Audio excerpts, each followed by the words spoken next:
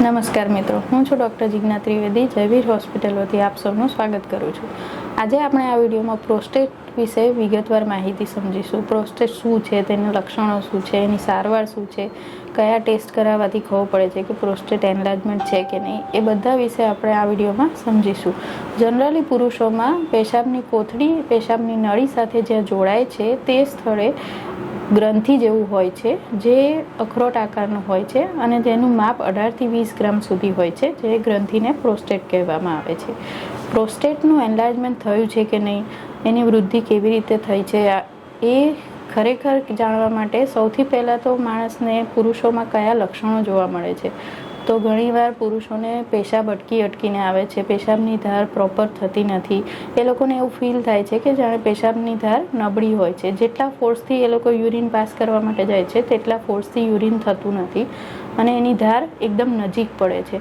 અને એવું પણ ક્યારેક થાય છે કે પેશાબ કરવા માટે એ લોકો જાય છે ત્યારે પૂરી રીતે એમને સંતોષ નથી થતો કે પેશાબની કોથળી આખી ખાલી થઈ ગઈ છે।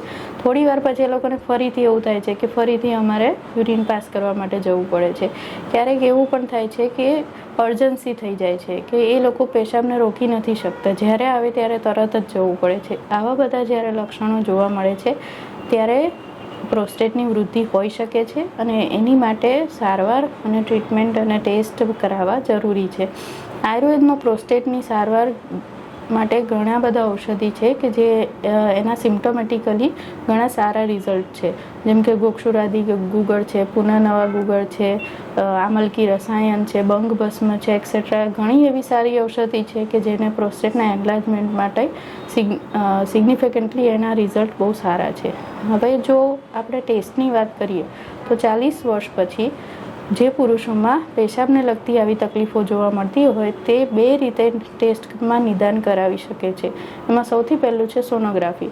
સોનોગ્રાફીમાં તમને જાણવા મળે છે કે એક્ઝેક્ટલી પ્રોસ્ટેટની સાઇઝ શું છે અને યુરિન જો અંદર રહી જતું હોય તો તે પણ જાણવા મળે છે।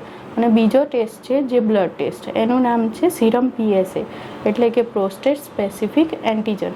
એમાં એક પ્રકારનું પ્રોટીન છે જે પ્રોસ્ટેટ ગ્લેન્ડ પ્રોડ્યુસ કરે છે, જે જો બ્લડમાં તેની માત્રા જો વધારે હોય તો એનાથી જાણી શકાય છે કે પ્રોસ્ટેટનું એનલાર્જમેન્ટ થઈ શકે છે। ધન્યવાદ।